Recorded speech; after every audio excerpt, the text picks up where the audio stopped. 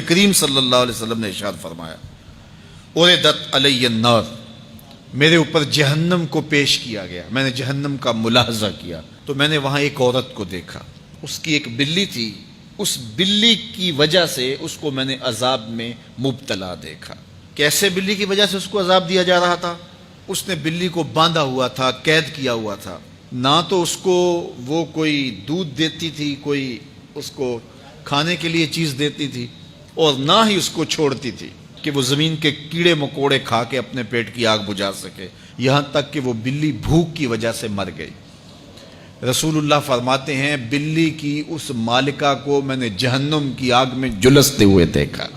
اور عمر بن عامر الخزائی، بنو خزاعہ کا شخص عمر،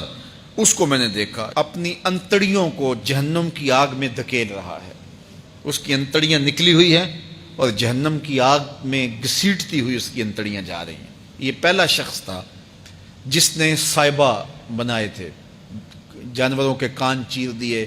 اور بتوں کے نام پہ چھوڑ دیے، یعنی سب سے پہلے بت پرستی کا آغاز عرب میں کرنے والا بنو خزاعہ کا عمر بن عامر یہ تھا۔ تو اس کو میں نے حضور نے فرمایا دیکھا کہ یہ جہنم کی آگ میں جلس رہا ہے، چونکہ اب جتنے بھی لوگ بت پرستی کریں گے ان سب کا گناہ عمر بن عامر کے نامہ اعمال میں درج ہوگا، ان کو بھی گناہ ملے گا جو بت پرستی کرتے ہیں، اور چونکہ ایجاد اس نے کیے تھے، بت اس نے بنائے تھے، تراشے اس نے تھے، پھر اس کے بعد اس نے جانور بتوں کے نام پہ چھوڑے تھے، چڑھاوے چڑھانے کا انداز اختیار کیا تھا، لہٰذا اس کو جو ہے وہ گناہ پہنچتا رہے گا۔ تو کہا میں نے اس کو عذاب میں مبتلا دیکھا۔ تو اگر خیر کی بنیاد رکھو گے نیکیاں ملتی رہیں گی، کھاتے کبھی بھی کلوز نہیں ہوں گے، اور اگر برائی کی بنیاد رکھو گے قیامت تک اس برائی پر جو عمل کرتے رہیں گے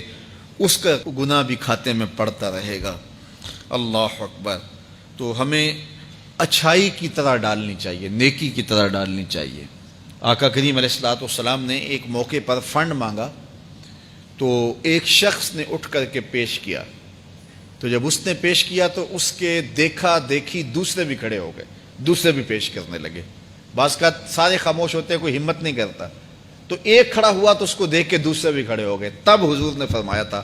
من سنّا فی الاسلام سنتاً حسنۃ فلہ اجرھا،